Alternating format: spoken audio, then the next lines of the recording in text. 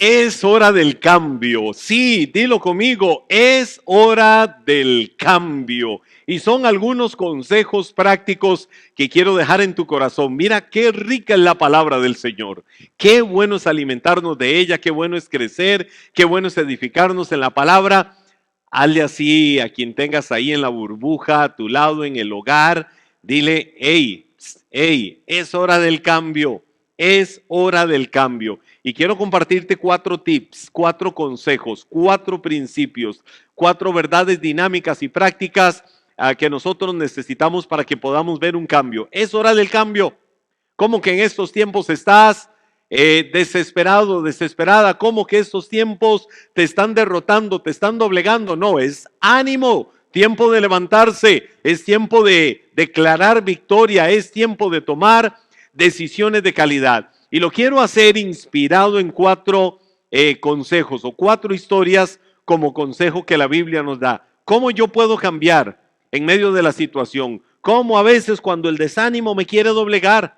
Me quiere hacer caer hasta mis brazos. A veces no tengo ni fuerza ni ánimo para dar un paso, para ir adelante. A veces me lleno de afán, de ansiedad, de muchas cosas. Bueno, es hora del cambio. Yo quiero decirte que hay respuesta, que hay solución, que hay algo bueno de Dios para bendecirte y animarte. Quiero que con tu emoticón de aplauso, de sonrisa, lleno de alegría, cualquiera sea la expresión, con tu amén, cada palabra que te estoy compartiendo, cada palabra que te quiero decir ahorita, si está ministrando tu corazón, puedas decir el amén, puedas decir lo creo, puedas decir me adueño de esa verdad. Son 4 consejos que te quiero dar. El primero de ellos, ten expectativas, ten expectativas. Los que están apuntando, apúntate esta verdad. Debo de tener expectativas. ¿Qué significa tener expectativas? Vamos a la Biblia. Y en el Evangelio de Juan dice en el capítulo 5,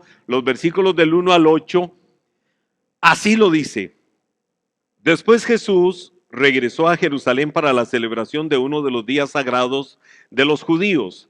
Dentro de la ciudad, cerca de la puerta de las ovejas, se encontraba el estanque de Betesda, que tenía 5 pórticos cubiertos. Una multitud de enfermos, ciegos, cojos, paralíticos, estaban tendidos en los pórticos. Uno de ellos era un hombre que hacía 38 años que estaba enfermo. Cuando Jesús lo vio y supo que hacía tanto que padecía la enfermedad, le preguntó, ¿te gustaría recuperar la salud? Es que no puedo, Señor, contestó el enfermo, porque no tengo a nadie que me meta en el estanque cuando se agita el agua. Siempre alguien llega antes que yo. Jesús le dijo, ponte de pie, toma tu camilla y anda. 3 acciones prácticas que Jesús le dijo. Ponte de pie, toma tu camilla y anda. Ahora, el punto ¿cuál es? Las expectativas. ¿Qué sucedía con la historia de este hombre que estaba ahí en el estanque? Esta historia es muy conocida, esta historia es muy reiterada, porque la conocemos mucho de muchos lados, lo que Jesús mencionaba en el Evangelio de Juan, capítulo 5, versos del 1 al 8. Y este hombre tenía 38 años. Oiga, nada más hagan cuentas. Yo no sé cuál es tu edad.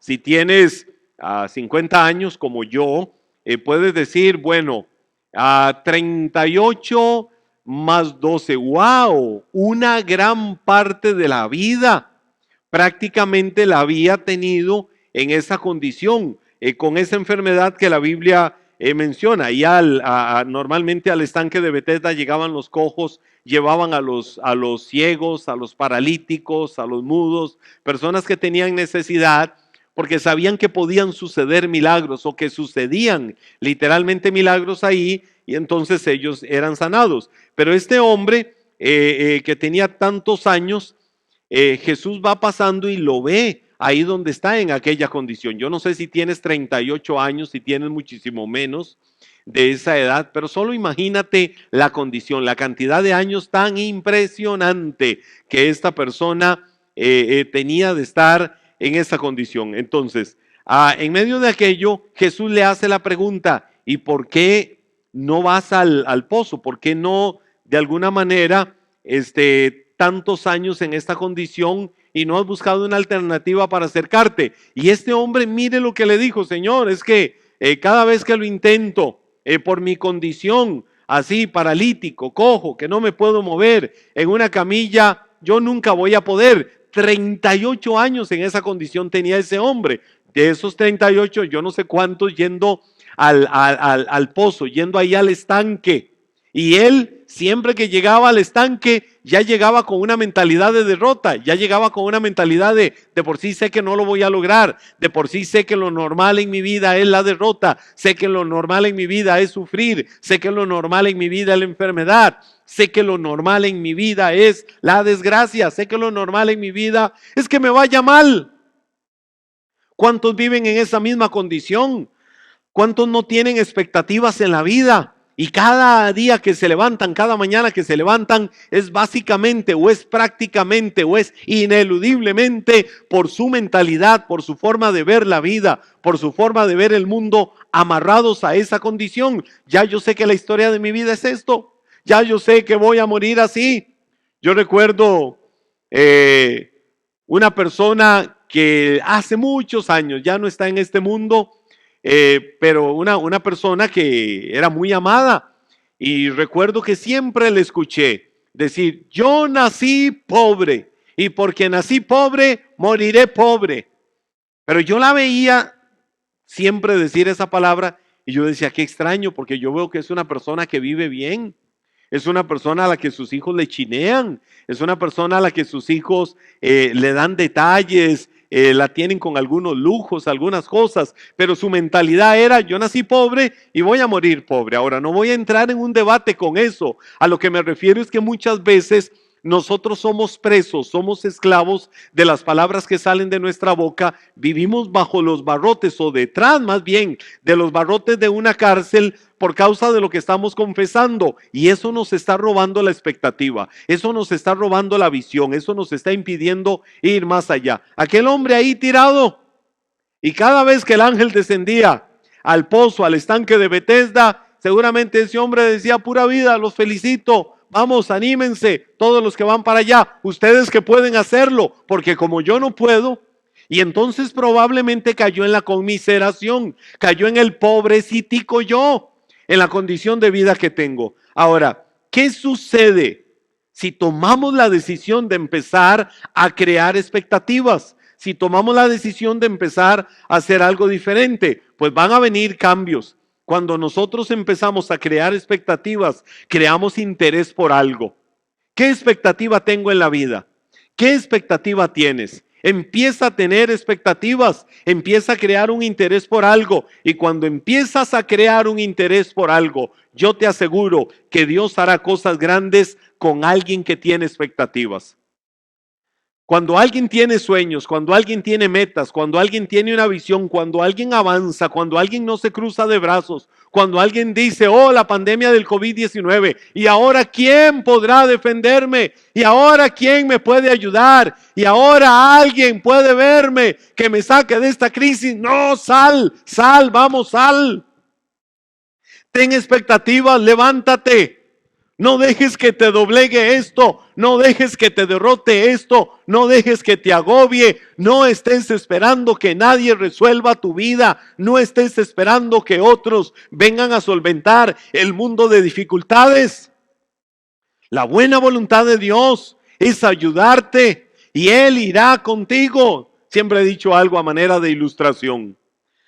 Cuando el pueblo de Israel estaba saliendo de la esclavitud en Egipto y cruzando el desierto, la nube de Dios se movía, ellos veían la nube, lo que llamaban el Shekinah de Dios, veían la nube, y entonces si la nube se movía, ellos se movían, ellos iban dando pasos, y ahí iban poco a poco dando pasos los del pueblo de Israel.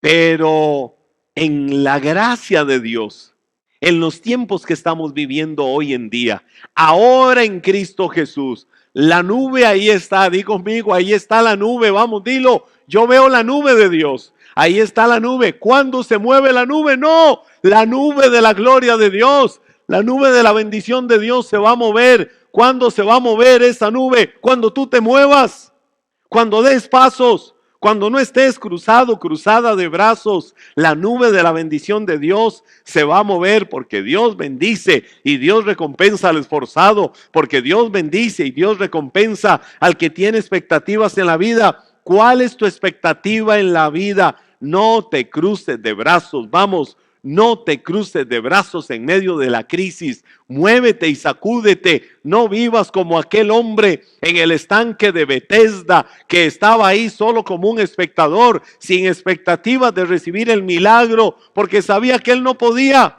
¿Y cuál fue la excusa que le puso a Jesús? Es que no puedo.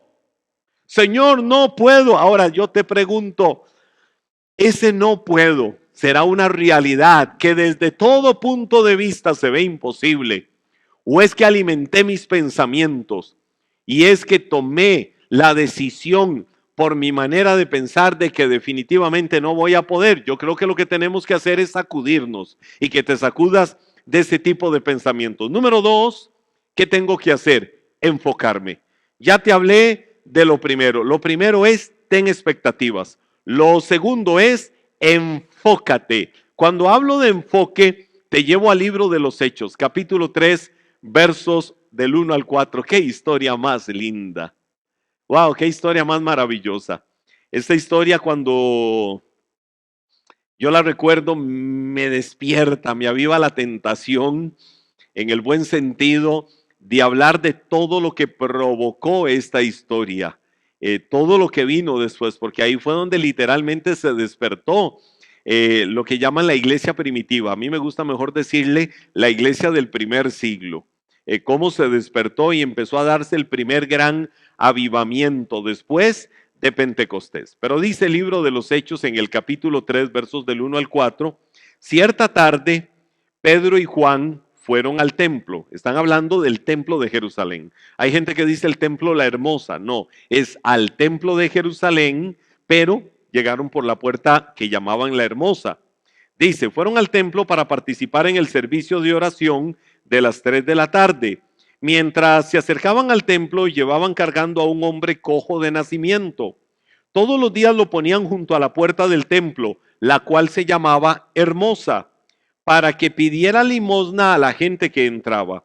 Cuando el hombre vio a Pedro y a Juan, que estaban por entrar, les pidió dinero. Pero, mira lo que dice este versículo. Cuando el hombre vio, di conmigo, vio. Cuando el hombre vio a Pedro y Juan que estaban por entrar, les pidió dinero. Pedro y Juan lo miraron fijamente y Pedro le dijo, míranos.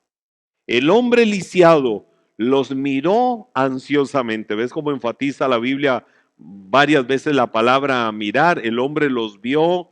Pedro y Juan, donde lo vieron, le dijeron también, míranos.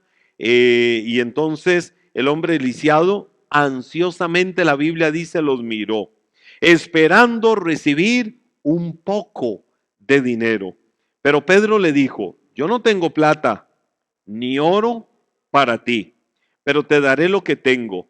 En el nombre de Jesús de Nazaret, levántate y camina. Eso fue lo que Pedro le dijo al hombre. Ahora, el punto que te estoy tocando es enfócate. El paralítico en el templo, ¿qué debía de hacer? Algo sencillo, enfocarse en Pedro y Juan, no en las limitaciones que la realidad le estaban presentando. ¿Cómo era ese hombre paralítico?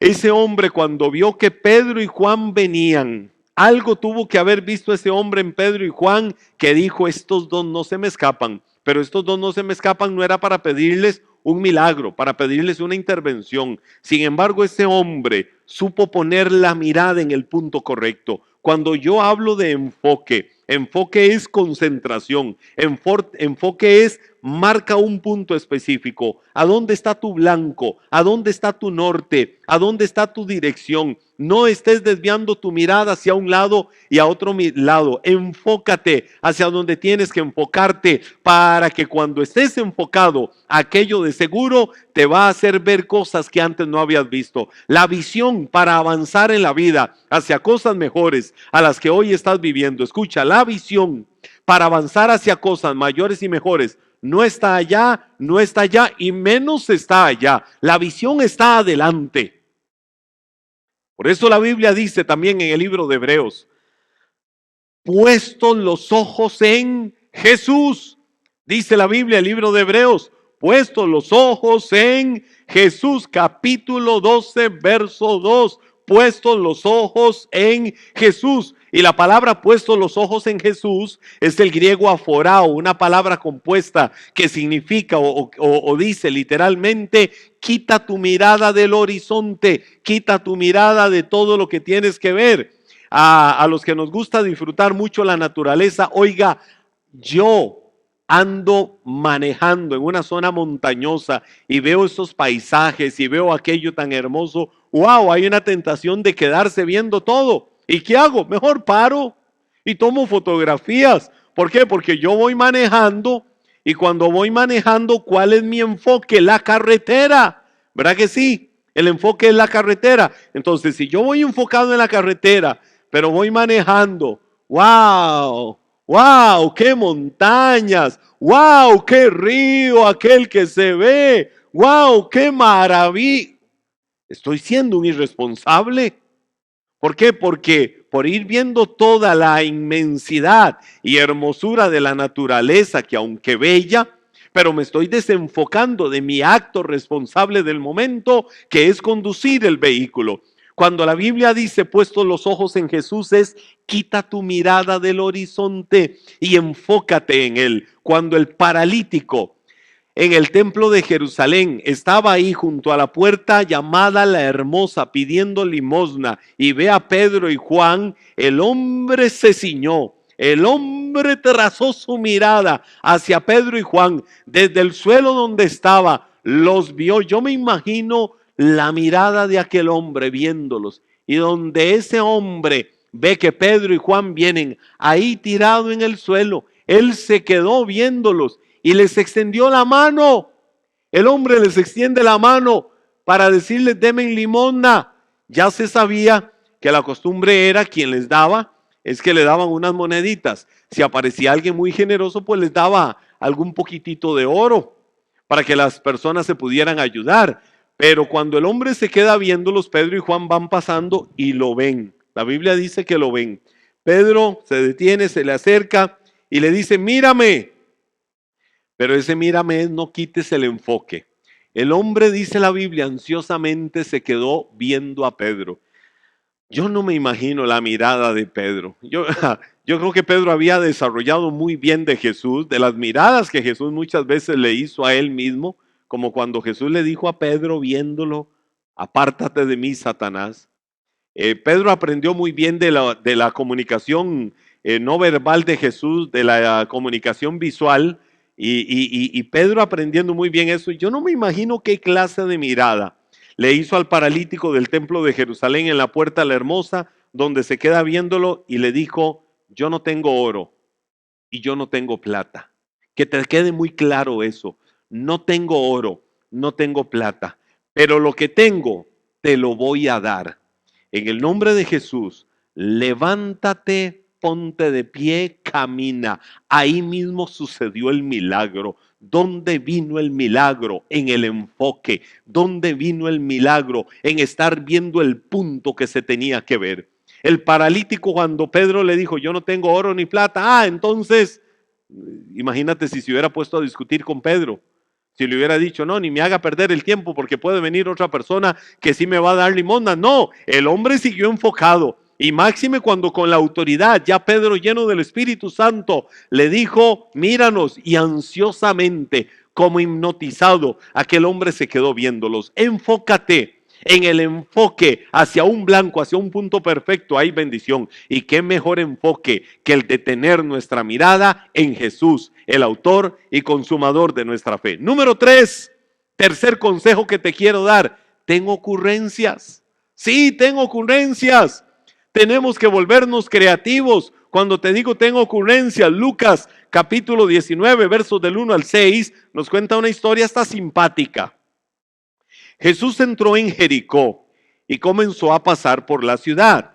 Había allí un hombre llamado Zaqueo. era jefe de los cobradores de impuestos de la región y se había hecho muy rico. Zaqueo trató de mirar a Jesús, pero era de poca estatura y no podía ver por encima de la multitud. Así que se adelantó corriendo y se subió a una higuera sicómoro que estaba junto al camino, porque Jesús iba a pasar por allí. Cuando Jesús pasó, miró a Zaqueo y lo llamó por su nombre. Zaqueo, le dijo, baja enseguida. Debo hospedarme hoy en tu casa. Zaqueo bajó rápidamente y lleno de entusiasmo y alegría, llevó a Jesús a su casa. Ahora, mire qué historia. El punto es, tengo ocurrencias. Zaqueo no sabía lo que le iba a pasar. ¿Qué no sabía que le iba a pasar? Que ese mismo día Jesús iba a llegar a su casa. Pero ¿qué fue lo que provocó que Jesús llegara a la casa de Zaqueo? Ocurrencias, bonitas ocurrencias que le mostraran a Jesús que realmente su corazón estaba dispuesto para tener una visitación, para que su presencia fuera real en el entorno de su casa. A veces necesitamos ocurrencias, cosas bonitas que nos hagan traer a Jesús a mi casa. Bueno, ¿qué necesito? ¿Qué necesito? ¿Qué se me puede ocurrir para traer a Jesús a mi casa? Estas transmisiones, poner música de alabanza, invitar a la familia que juntos leamos la Biblia, invitar a la familia que tomemos unos minutos y oremos y le demos gracias al Señor y tantas cosas creativas que podemos hacer para traer a Jesús a nuestra casa. Zaqueo no sabía que Jesús iba a llegar a su casa, pero cuando Jesús iba camino por Jericó, cruzando la ciudad, había una multitud, era literalmente una multitud de personas que estaban siguiendo a Jesús. Zaqueo se le quiso acercar. Yo me imagino a Zaqueo diciendo, por Dios, si es Jesús, el hijo de David, el que está aquí cruzando por la ciudad, yo no me lo quiero perder. Y no me imagino a Zaqueo brincando, queriendo ver a Jesús y no podía. ¿Por qué? Porque la Biblia dice que Zaqueo era de muy baja estatura y no podía ver a Jesús. Entonces, ¿qué hizo Zaqueo? En eso sí fue muy práctico. Corrió y corrió, se metió entre la multitud y aunque no alcanzaba a ver a Jesús, vio una higuera sicómoro y entonces se fue a aquella higuera y se subió rápidamente. Y cuando se subió, yo no me imagino a Zaqueo ahí agarrado de aquella higuera para no caerse en una de esas ramas. Ese hombre de baja estatura, pero no se iba a perder la oportunidad, como dice la Biblia, de ver a Jesús pasar por allí. Cuando Jesús va pasando, claro que le llama la atención. ¿A quién no se le iba a despertar un poco de inquietud de ver que un hombre tuvo la ocurrencia de subirse en una higuera sicómoro para verlo pasar? Cuando Jesús lo vio, le dijo, Zaqueo, Zaqueo, baja de ahí, porque hoy es necesario que yo vaya a tu casa. ¿Qué fue lo que Jesús vio? La ocurrencia de Zaqueo. Y esa ocurrencia de Zaqueo, Jesús la entendió, la interpretó y la pudo ver como un anhelo, una sed, hambre ferviente en el corazón de Zaqueo para que él fuera a su casa. Zaqueo entonces quería ver a Jesús, pero ese problema, el problema de la estatura, le impedía que pudiera tener eso. Pero impedirle la estatura no significaba que era imposible que entre tanta multitud él viera a Jesús. ¿Cuál era la ocurrencia? Bueno, ahí está la higuera, una higuera sicómoro, y entonces voy para allá. Se te tiene que ocurrir algo. Vamos, algo se te tiene que ocurrir. ¿Quieres ver cambios en tu vida? ¿Quieres reinventarte? ¿Quieres cambiar? ¿Quieres avanzar hacia algo diferente? ¿Qué se te puede ocurrir? Solo con buenas ocurrencias, guiadas por el Espíritu Santo, guiadas por el Señor, puedes empezar a ver cambios en tu vida.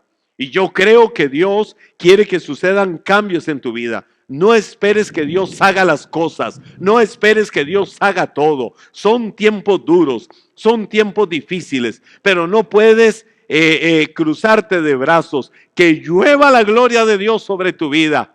Que vengan los truenos de avivamiento, de transformación a tu vida por el poder del Espíritu de Dios, con nuevas ocurrencias que te lleven a otro nivel. Y número 4,